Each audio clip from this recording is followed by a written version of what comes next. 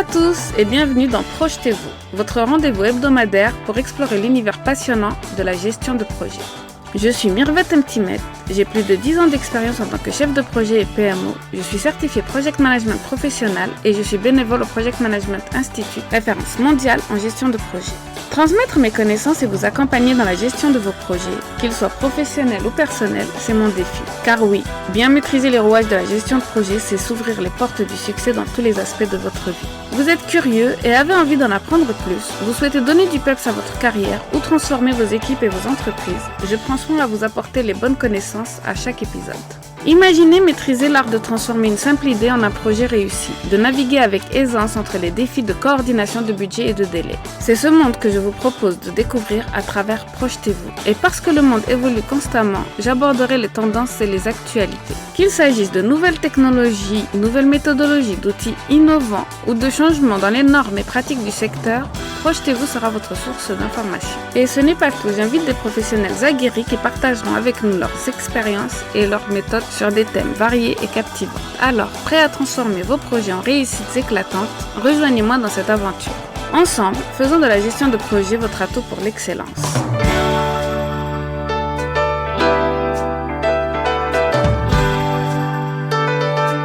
Dans l'épisode d'aujourd'hui, j'ai le privilège d'accueillir Stuart Easton. Stuart Easton est un invité de renom que j'ai rencontré lors des PMO UNCON organisé par la PMO Global Alliance. Il a une expertise dans la gestion de portefeuille, la priorisation et les PMO. Il accompagne les entreprises à bien établir leur stratégie et à la respecter. C'est un acteur clé sur la scène internationale, spécialisé dans l'optimisation des PMO et leur capacité à gérer efficacement les portefeuilles de projets. Sa réputation le précède en tant qu'expert dans l'aide à la prise de décision stratégique en s'appuyant sur des critères bien définis et non sur la simple pression des parties prenantes les plus influentes. L'expertise de Stuart est essentielle pour toute entreprise cherchant à aligner ses projets sur sa stratégie globale. C'est même chiffré. Quand la gestion de projet peut arriver jusqu'à 70% de réussite, la gestion de portefeuille de projet avec une bonne priorisation et une bonne stratégie peut aller au-delà de ce palier de 70%. Dans cet épisode, nous explorerons donc comment les PMO peuvent transcender la gestion de projet traditionnelle et la gestion de portefeuille pour devenir des catalyseurs de valeur stratégique. Une fois par mois, j'invite un expert anglophone qui nous apporte un peu de ce qui se fait en gestion de projet, en PMO, gestion de portefeuille dans le monde, et l'épisode est en anglais. Pour ceux qui sont francophones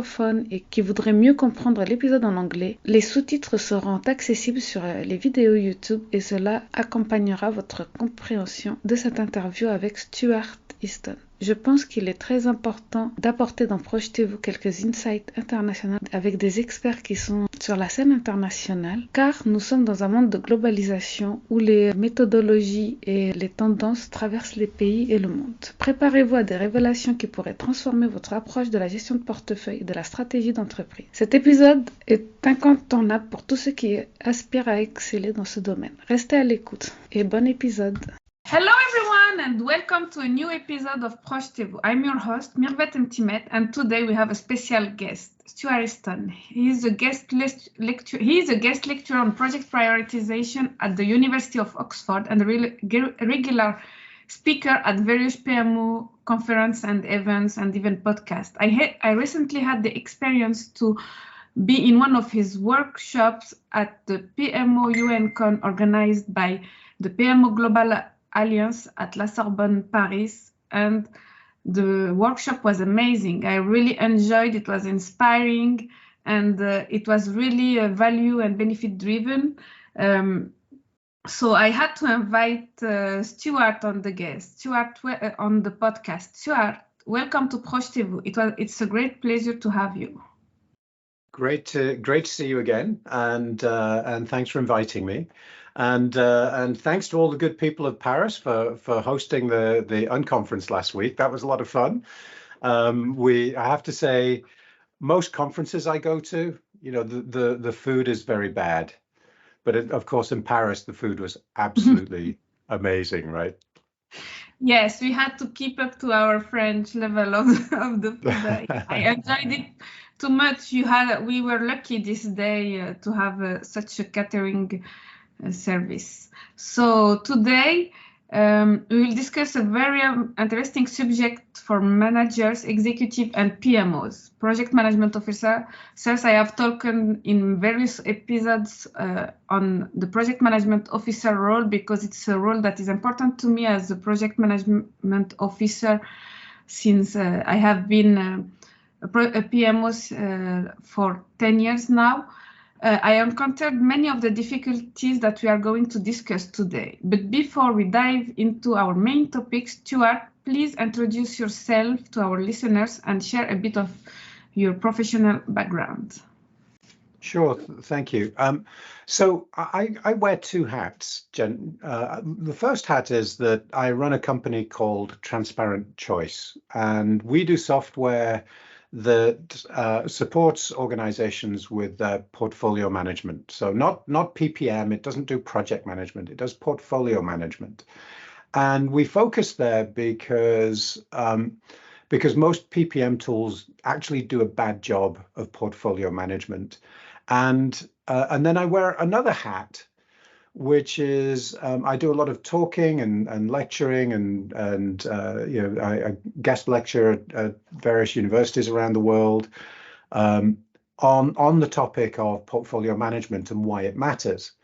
And for PMOs, this is particularly important because most PMOs spend far too much time on projects and not enough time on portfolio management. And it's the portfolio management that is the crucial part of being a PMO. A PMO only has one job, right? That job is to maximize the return on investment for their organization, right? So the organization invests in a portfolio of projects and they want you to maximize the return on investment. And that's not about just in executing individual projects. It's about managing the portfolio and doing lots of things at the portfolio level. And only the PMO can do that.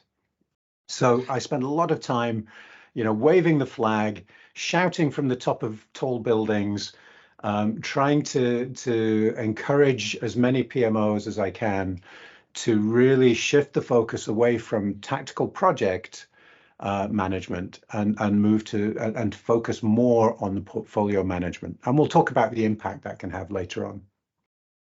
Yes, thank you, Stuart. I remember even at the workshop, I still have my ducks. I didn't bring it right there because yes, we focus on the egg. But I think that many difficulties of the PMO are that they even don't know the full role of their jobs, but they need also to enhance the maturity of the projects because project managers' projects are not mature enough to have the ground level for PPM. So they need to go down to project level and to have the basis of project management before focusing on PPM. And the C-level or the project managers and the teams don't know exactly. So we have a vertical role of the PMO that goes from the teams, project teams, till the C-level to make every layer understands what in its role in projects and portfolio is. So it's a very interesting what you're seeing and the focus on the portfolio. I have last week published an episode on portfolio and project management. So it's very interesting to have this episode today and to be able to show how it has a great value. So our topic is apparently PMO. You have a very interesting case that you investigated and that you want to, and by so you want to sensibilize people to show people that what is the importance of PMO, and you called it the PMO serial killer. I think the name is fitting, Stuart. Could you enlighten us on this concept of PMO serial killer and why you think it occurs? Yeah, so, excuse me. So there is absolutely a serial killer out there, right? Killing PMOs. There was some research done by ESI, and they found that 78% of PMOs are being called into question by the executive team, right? 78%. 68% are seen as bureaucratic, and half of the PMOs, 50% of the PMOs that are attempted, never go live. They never become operational. They're killed off before they even start delivering anything. And of those that are launched, half of them are closed again within 3 years. Right. So there's clearly a problem, right? There's clearly a serial killer out there killing PMOs. And what we can do, I think, is just spend a bit of time trying to understand why, right? Try and find out who's the serial killer here. What's the root cause of this? And then explore what we can do about it, and see if we can save the day. And we did this. I did this in the PMI's Global Summit in Atlanta this year, and actually had a Sherlock Holmes hat on and the pipe, and it was a lot of fun, a lot of silliness, lots of giggling going on. But it was also really insightful, and it really touched a nerve with the PMOs in the room. I didn't get to leave the room because there were so many people wanted to kind of explore these ideas. I didn't get to leave the room for about an hour and a half after the talk finished, right? So this really touched a nerve for an awful lot of people.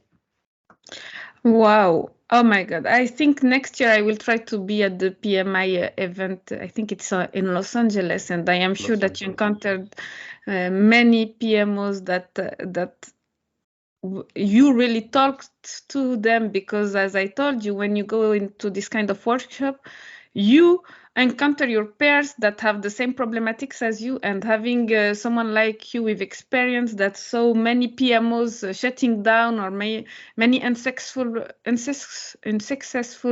project, I am sure that they kept you in the conference room very long. So what is for you the root causes of this problem?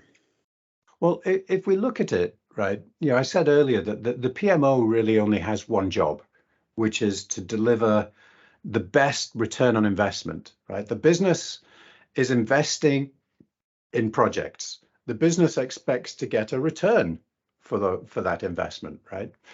And the challenge is, if you look at PMI data for project failure rates, over the last 10, 15 years, the number of failures, the percentage of project failures, so project failed, budget lost, right? So total car crash.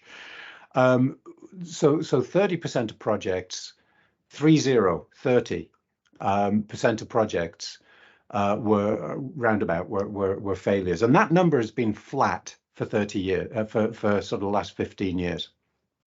Now, so imagine you get up in the morning, right, and you get into your car, and so you have 10 work days in 2 weeks, right? So every 2 weeks, imagine your car bursts into flames 3 times, right? In every 2 weeks. You don't know which day it's going to be. Sometimes it'll be Monday and Thursday, and sometimes it'll be Tuesday and Friday, right? But 3 times every 2 weeks, your car bursts into flames on the way to work. Would you keep that car, right? Merveille, what would you do? Would you sell it? Would you get rid of it? I think I would get rid of it. Yes. You would get rid of it, right? Exactly. And that's how the executives feel. Okay, so for every 10 projects that they start, 3 of them are going to crash and burn. And this has got so bad, particularly around IT projects, that 75% of executives assume that their project is going to fail before it even starts, right? And so the PMOs are not seen as adding value because the failure rates are so high. I was looking at some data the other day that looked at 60% of projects going over budget, 60% of projects roughly being late, about half of projects failing to deliver the business value that they were intended to deliver, right? That's why PMOs are being killed. So if we try and figure out what the root cause of this is, there's a really interesting thing. So what most PMOs assume, and actually I think you were kind of going this direction earlier, is that this is because projects are not being run well, right? And sometimes that's true, but actually most, in a lot of organizations, projects are being run by project managers. They're fairly, they're quite professional people, and so the project management piece is kind of okay, but we still have these really high failure rates. And if you look at those failure rates over time, over the last 15 years, they haven't got better. They've been flat. Now, this is during a period where, as an industry, we've been spending about $7 billion, right? $7,000 million a year on PPM software. Goodness knows how much on training, project managers and everything else. But it hasn't changed the success rates or the failure rates of projects.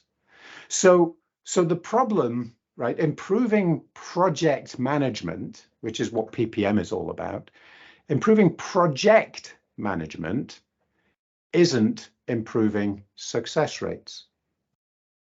Yes. Right? So there's something else. So why are those projects failing? And so I like to play the why game, right? So you say, why are your projects failing? Why are they going over time? And usually people will go, oh, well, it's because of the project managers. So you go to the project managers and you discover actually they're quite professional people. So you ask them, why are projects failing? And they say, well, it's because the delivery resources are always late, right? So you go to the delivery resources and you say, why? And say, well, it's because I've got 13 different tasks that I'm juggling all at once. And every time I finish a task, you give me 3 more, right? That's why I'm always late.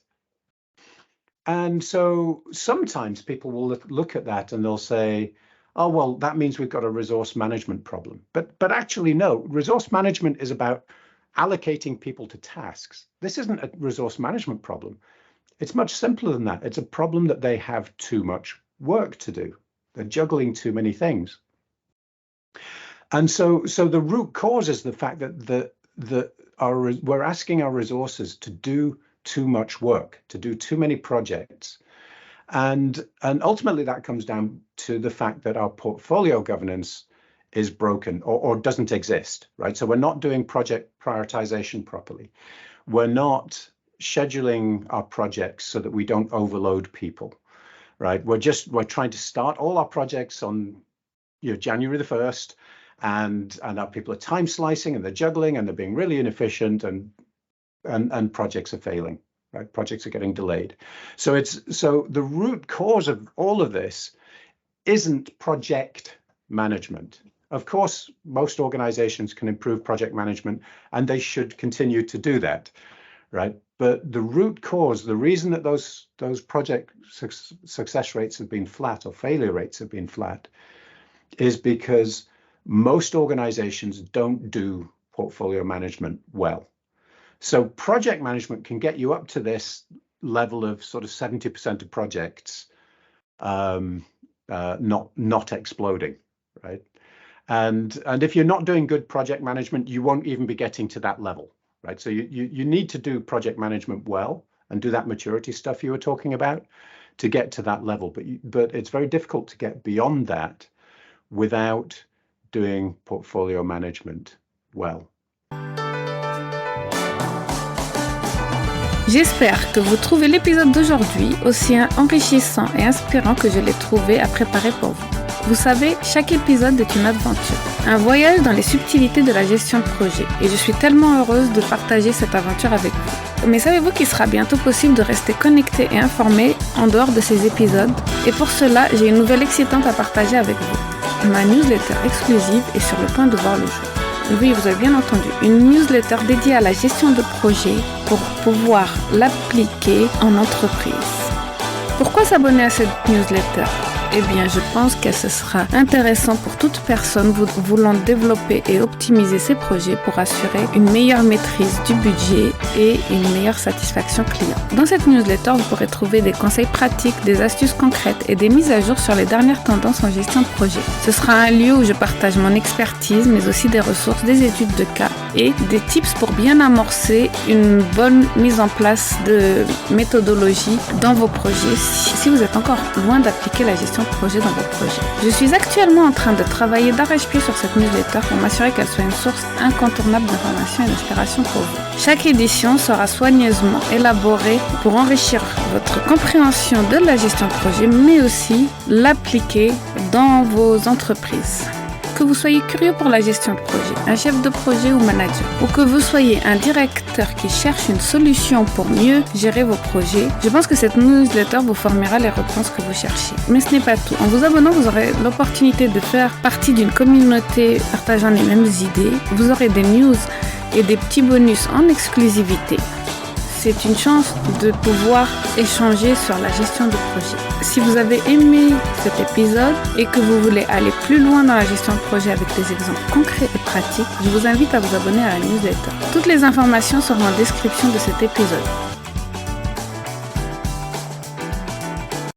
Thank you, Stuart. It is very good and I like the power of we call it the 5 why. It's a psychology, it's developing thing. And you did the 5 whys in 5 different, to 5 different persons, the project manager, the resource level, the CEO, yeah. And I think you are doing a great point. So I might resume. The end was so powerful. It's like good project management will lead you to up to 70%, but then you need to do actual portfolio and project management if you want to have many projects to be able to ensure their success. You need to prioritize and to be able to prioritize. So for you, when a PMO sees this kind of portfolio management not done well, project and portfolio management, what steps should be taken to improve the situation?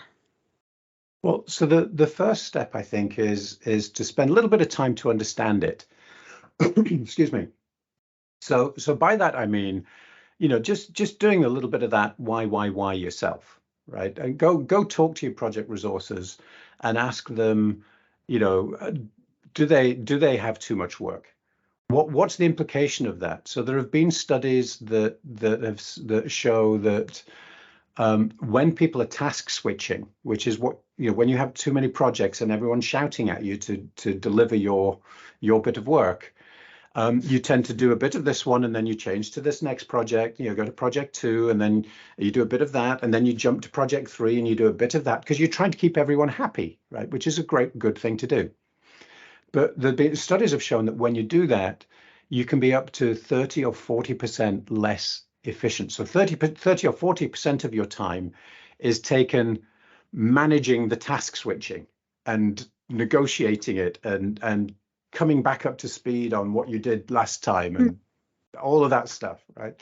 So 30 or 40. So as a PMO lead, part of where I would begin is just go out and talk to people and collect a little bit of data so that you can use that data to talk to your leadership team about this, right? And look at some projects that have failed and do that why process, right? Use the 5 whys and go back and you'll almost always discover that one of the branches on that why will be about we didn't have enough resources, right? And as soon as you hear that, you know that portfolio management is broken.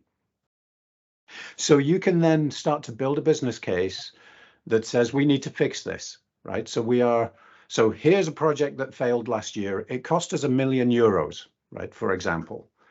And if we fix portfolio management, right, that might cost us, I don't know, €100,000. I'm making numbers up, right? So it might cost us €100,000. Maybe we get some software, maybe we get a consultant in to help us think about how to do this properly. And the return on investment on that is that we will then not have failed projects like this one that cost us €1 million. So we'll spend 100,000, we'll save $1 million. It's a simple business case, right? So the first step, I think, is to make sure you understand the business case for how is this going to boost the return on investment to your organization. And then the second piece, I think, would be to really think about the prioritization first. So most organizations have far too many projects. And when you do that, right, when people have too much work, when there are too many projects and your resource utilization gets above about 80 or 85%, right? Once you get above there, the productivity drops off really, really quickly. Right. So a really quick win for most organizations is to fix project prioritization. And that's why, as a company, we started there. Right. We looked at all of the decision science into how to fix project prioritization, and we built that into a product. Right. Which and you know, none of the PPM tools do that. You can't, you don't do that in Excel. It leverages real decision science. It's a method based on a methodology called AHP, Analytic Hierarchy Process, and it's highly collaborative. And when you do that, you can get real buy-in to the prioritization process, and that means you don't overload your people, and that means that you have fewer failed projects, and it means that you get to deliver projects quicker. So you get this really quick hit if you fix prioritization first, and then use that prioritization to right size the portfolio, to stop overloading your people, to make sure you're investing in the projects that deliver the most value first, rather than trying to deliver all projects at the same time, right? Deliver the high value and then deliver the next projects and then deliver the next projects. And when you do that, what happens is you get faster delivery of projects, fewer failures, and of course, you're investing in better projects, because all of those projects that are pet projects, he who shouts loudest type projects, right? They're getting taken out of the portfolio, and you're focusing on the ones that add value. So if you start by doing that, start by building the business case, measure roughly where you are, and then I would start with prioritization. Use that to drive the right sizing of the portfolio and schedule your projects so that you don't overload your resources. And then while you're doing that, measure what effect that has on your project delivery rates and success rates.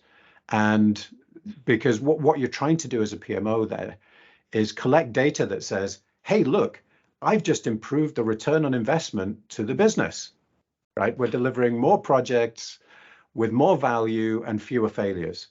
So as an organization, as a PMO, we've increased the return on investment by, maybe you've increased it by 50% or 100%. We see that, we frequently see organizations who do this well, doubling their return on investment, right, from projects. So if you can turn to the business and say, hey, look, we just doubled the return on investment, then your PMO is not going to be one of the ones that's killed by the serial killer, right? It's going to be you're going to be safe and secure, and you're going to have data to prove that you've been effective. So start with the business case, then move on to prioritization. Use the prioritization to drive the scheduling and the right sizing of the portfolio, so you don't overload your people, and amazing things can happen. Thank you for this complete answer. I am very impressed, Stuart, because you even anticipated my questions. So I think you are used to answering the questions in conference, in lectures. And one of my questions was, thank you for AHP method, but how to stop this who shouts the loudest, the loudest wins? And you answered it very importantly. So thank you very much for all this insight. For all this insight, it is very interesting, and I think it adds values to our listener who have now many little steps and strategy to take into account in their own organization to have better projects and more successful projects. So do you have a piece of advice that you think is important for people less experienced in PPM? If you could impart one thing to our listeners, what would it be? So the biggest thing, and funnily enough, last night we did a webinar with thought leaders on 3 different continents where we were looking at kind of the trends in the PMO. It's the end of the year, start of a new year, so it's always good to look back and then look forward. And it was really interesting because a lot of the discussion was about how the PMOs need to become much more business focused, not project focused, but business focused. It's a business function. It's not a project function. It's about delivering business value. And so the advice I would give to anyone in the PMO role, especially if you've come from a formal project management background, is to go and invest in learning about the business, right? Go and understand what your company does, what drives value for your customers. How do you deliver the logistics? How does the business work? How does the accounting work? How does that connect to your manufacturing? And understand as much about the business as you can, because it's really difficult to help the business deliver return on investment if you don't understand the business. And your job is kind of to be the way you deliver maximum return on investment is by being able to meet the needs and anticipate the needs and help troubleshoot the problems in the business, right? And the projects are just how you deliver those solutions, right? The projects aren't important on their own. No one cares about the projects. They only care about what's the business value that you deliver. And what problems are you solving? So as a PMO lead, you really, really need to be knowledgeable about the business. So my biggest advice would be go have lunch, have coffee with as many business managers from as many parts of the business as you can, and try and understand what their world looks like, what their pain looks like, because that's what you need to be solving. Thank you for this insight, and I need to say it is also my vision, because if you want the portfolio to success, you need to know the vision, the strategy, and the objectives of the company. So for me, it is the first to be the most the most optimized and the better at the PMO, but also I believe that, yes, it's a way also to taking up the ladder to the C level, because you begin as a member of the team, then project manager, then PMO, and then maybe the C level, the business level. So I think it's important to have also this career in mind and this evolvement into their careers, other than successing in projects, as you say. Yes. Yes, absolutely, and it's absolutely crucial for new PMOs to take on board that they are no longer project management people. They are now business people, right? PMO is a business function, right? It's a business service that's about delivering return on investment, and it's no longer about the technical aspects of managing a project. Right? You have project managers, that's what they do.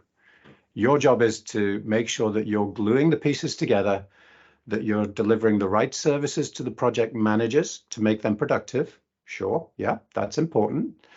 But the main part of the job is to make sure you're delivering the right projects to the right parts of the business at the right time, right? That's the job. That's a business function. It's not a project function. So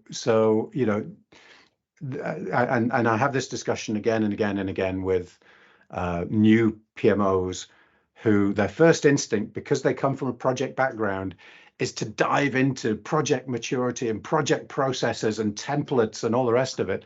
But if you remember, right, most PMOs are seen as being bureaucratic. And so adding more process is not going to fix that. That's only going to make it worse. Right. Yeah, so, we have the bad cop role. Absolutely. Yeah. If you walk down the corridor and people are jumping into the bathroom to avoid you, right, then you know you've got too much process, right? And you're now the process police. You're not adding value. So the job of the PMO is to figure out what support your project managers do need, right? Take away everything else. Get rid of as much as you can, right? And keep in place the stuff that actually adds value. And then make sure that you're delivering the right solutions. No one cares about the projects, remember, they only care about the value of the project. So you're delivering the right value to the right part of the organization at the right time to really drive a return on investment. So again, if you're coming from a project background, you need to invest in learning the business. What's the pain of the business? How does the business work? What's connected to what? Who's connected to who? That matters, right? So you need to understand how the business works if you're going to deliver that business role. Thank you, Stuart. I like this last insight of yours. It is very powerful, and I think it can really make people change their mind or have the switch in order to go better and to do better at their job as project manager, PMO, even C-level. I think it's very important. So we need to know how to find you. What is your contact details and where you can find you? I will put all the links in the description of the episode and the webinar if it's accessible to the people, and other also resources that you might have. It is enjoyable, and I think people will look for you. Excellent. So I'm Stuart Easton, and if they go to the TransparentChoice website, they can find a lot of information there on project prioritization, all free. There's an ultimate guide to prioritization there. There are guides on and ebooks and videos on how to do portfolio management, how to come up with criteria for project selection. There's loads of resources there to help people get started. And again, I said I wear these two hats. One is the software company. The other hat is this education hat. And all of those resources, that's where those two come together. That's, so the resources and all that knowledge is on our website, and it's free to anyone who wants it. So that's probably the best way to start. And you can when you fill in one of our forms, you can reach out to me, you can reach out to some of our team to get some help. Thank you very much. Thank you very much, Stuart, and thank you for attending here. It was a great pleasure to just talk with you about this subject that really imports me and that are very, very talkative to what I experienced in my job, in my career.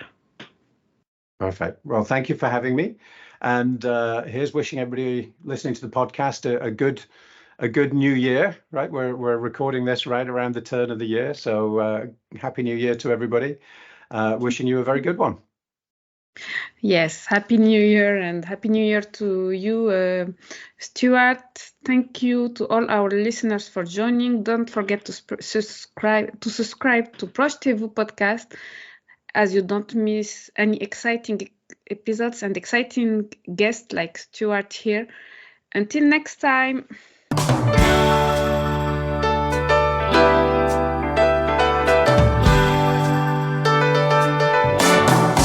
Et voilà, c'est la fin de cet épisode de Projetez-Vous, abordant la gestion de projet sans complexe. La gestion de projet, c'est bien plus qu'une série de tâches et de délais. C'est un voyage passionnant vers la réalisation de vos idées les plus audacieuses. J'espère que ce podcast vous a offert des perles de sagesse, des conseils pratiques et cette petite étincelle d'inspiration. Un grand merci de m'avoir accompagné aujourd'hui.